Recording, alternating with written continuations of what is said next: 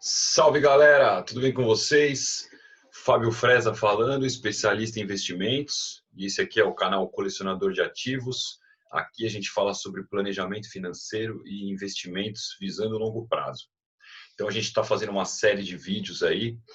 No primeiro vídeo a gente falou um pouquinho sobre conceitos básicos de um investidor de longo prazo, o que é investir dinheiro, a gente falou um pouquinho sobre isso e falamos aí dos ativos geradores de renda passiva. E aí no segundo vídeo então a gente falou sobre a primeira classe dos ativos geradores de renda passiva, que foi a renda fixa. E aí hoje a gente vai falar um pouquinho sobre a segunda classe aí dos ativos que geram renda passiva para a gente, tá? Que a gente vai falar então hoje sobre a renda variável. Então, diferente da renda fixa, a renda variável ela não tem prazo determinado e nem uma rentabilidade conhecida. Então, basicamente, aí a gente já tem as principais diferenças entre a renda fixa e a renda variável. Então, na renda variável não existe um prazo determinado para a gente encerrar um investimento. Então, eu posso me manter sócio de uma empresa durante o tempo que eu achar necessário. Não existe um prazo determinado para eu encerrar a minha sociedade com a empresa. Enquanto eu considerar que aquela empresa é um ativo gerador de renda passiva, eu vou continuar sendo sócio dela e vou continuar investido nela. Tá? E também não tem uma rentabilidade conhecida. Então, ser sócio de uma empresa é um negócio. A gente não tem como saber qual a rentabilidade que esse negócio vai trazer no futuro. Então, a gente não tem rentabilidade conhecida. Tá? Então, a gente colocou aqui 4 opções de investimentos em renda variável. Então, a primeira é ser sócio de uma empresa de capital fechado. Então, uma empresa pequena, se ela me quiser como sócio, eu posso chegar e investir um dinheiro naquela empresa e participar dos lucros e do crescimento daquela empresa. Então, essa é uma possibilidade. Comprar uma casa para alugar e aí investir em uma renda de aluguel. Então, eu posso fazer isso, comprar uma casa, um apartamento e alugar aquela casa e ter uma geração de renda. Mas é uma renda variável também, porque eu não tenho uma garantia do valor que eu vou conseguir alugar aquela casa. Se eu não conseguir um inquilino e for um condomínio, eu vou ter que arcar com os valores do condomínio, então eu vou ter um prejuízo. É, no futuro, se eu for vender essa casa e o bairro se desvalorizar, eu posso até conseguir vender ela por um valor só mais barato, mais baixo do que eu comprei. Então, são os riscos aí de investimentos em renda variável. Tá? E aí, o terceiro e o quarto tipo de investimento em renda variável são os que a gente vai abordar com mais detalhe hoje, que é investir em ações na bolsa, então, investir em ações de empresas com capital aberto e investir em fundos imobiliários. Tá? Então, vou começar falando um pouquinho sobre as ações. Então, por que uma empresa ela abre capital na bolsa? É uma maneira da empresa conseguir captar dinheiro a um baixo custo. Então, ao invés da empresa ir até um banco e pedir um empréstimo e ter que devolver esse dinheiro com juros, a empresa ela abre o seu capital para mais sócios. Então, as ações da empresa são vendidas no mercado financeiro e aí esse dinheiro novo que está entrando na empresa, a empresa consegue usar para financiar o seu negócio visando o crescimento. Então, a empresa aceita mais sócios no negócio e, em contrapartida, agora tem um capital maior para poder gerir um negócio com visão de crescimento. Tá? E aí a gente falou de renda passiva, né? Então, qual que seria a renda passiva investindo em ações? Então, são os dividendos. Como é que funciona essa distribuição de dividendos? Então, quando a empresa ela tem lucro, ela tem basicamente duas opções. Gerou lucro, ou ela reinveste esse lucro no próprio negócio para o crescimento, ou ela distribui o lucro em forma de dividendos para os sócios.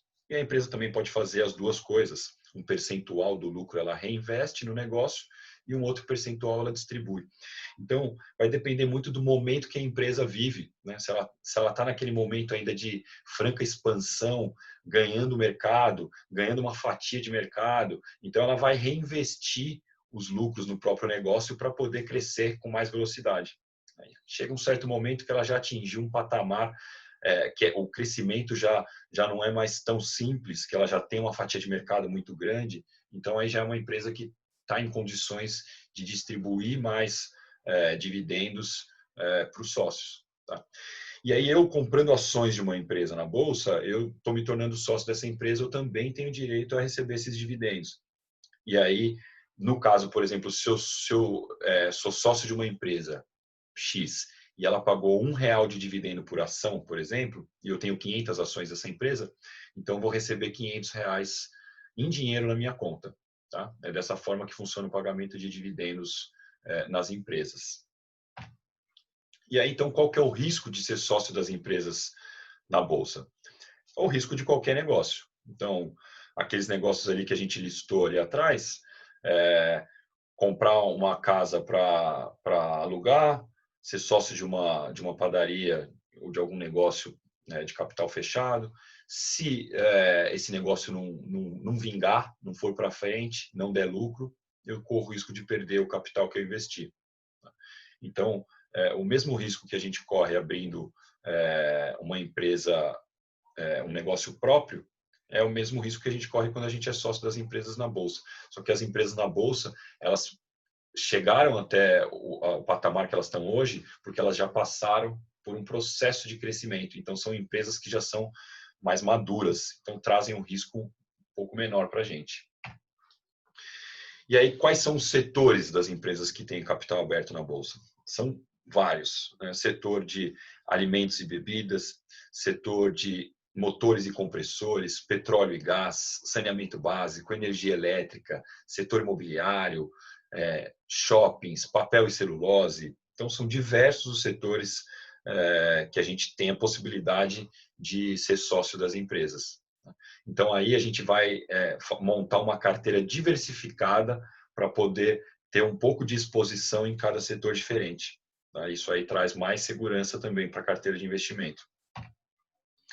E aí aqui a gente faz uma comparaçãozinha entre o CDI, que é uma referência que a gente usa de renda fixa, tá?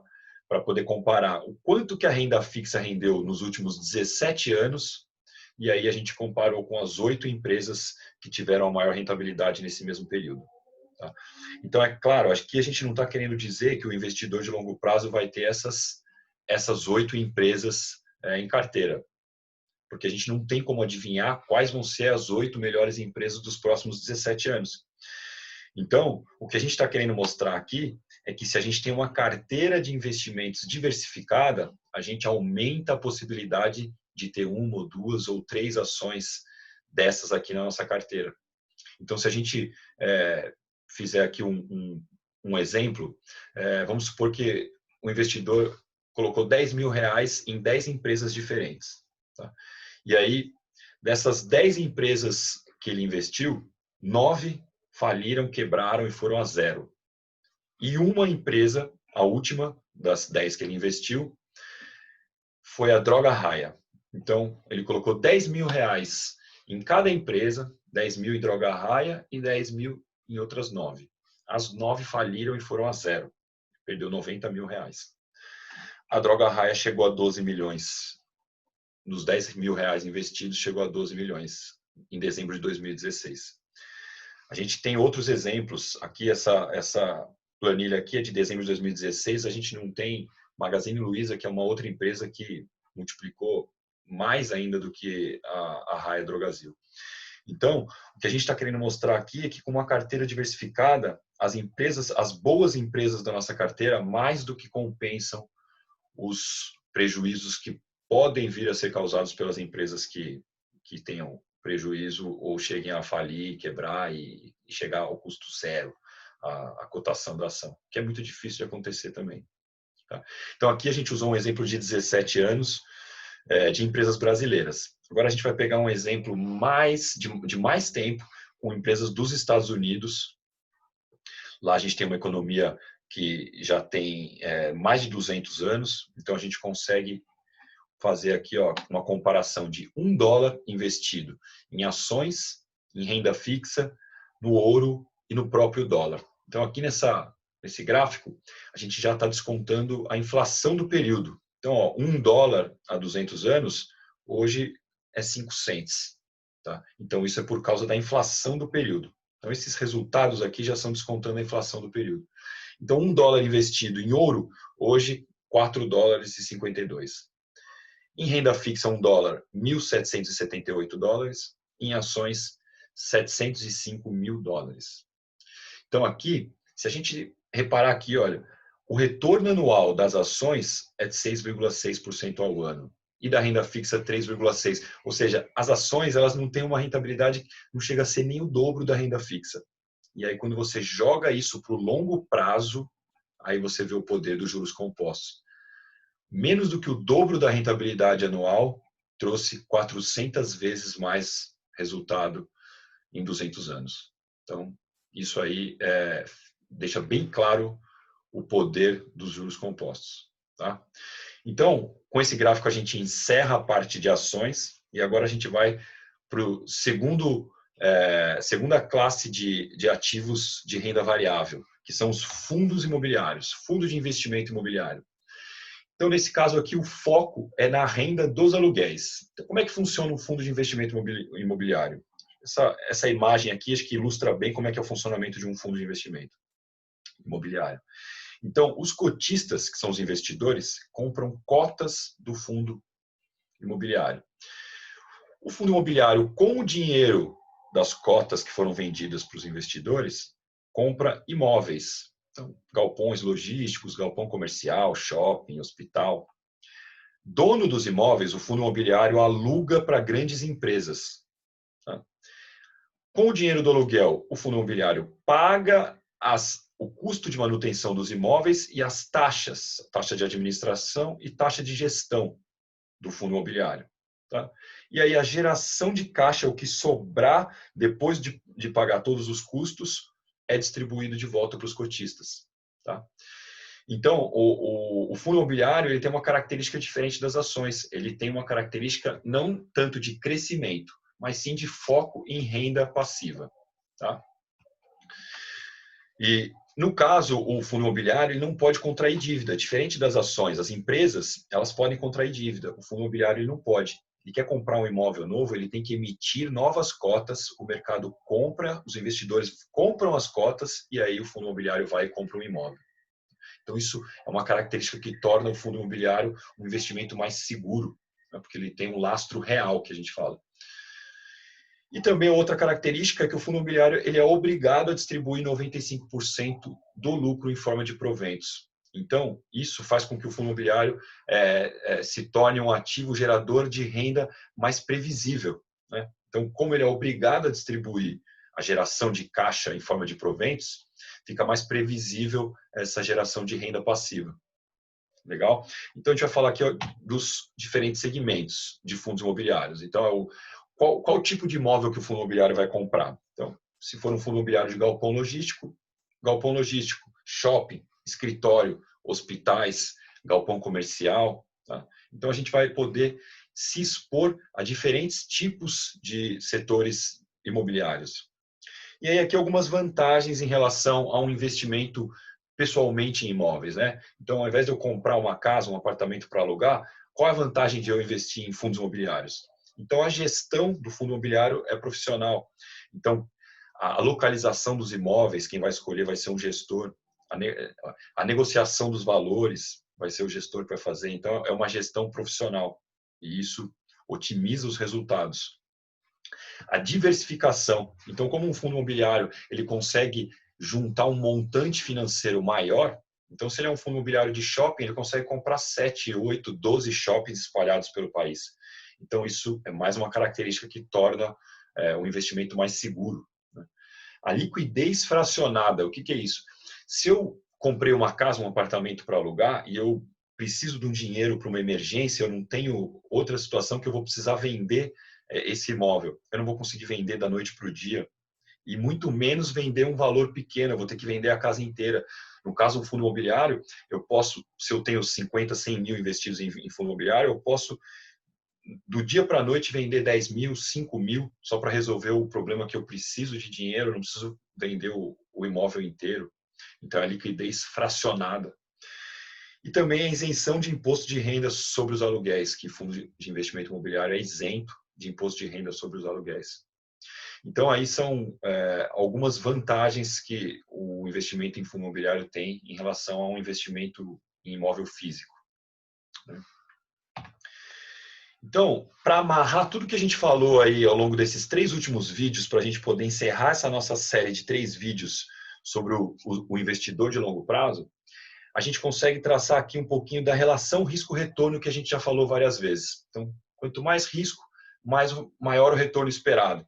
Então, a gente consegue colocar aqui num gráfico, ó, aqui, retorno zero, risco zero. É aquela renda fixa de liquidez diária. Então, a gente tem baixíssimo risco e um retorno muito baixo também.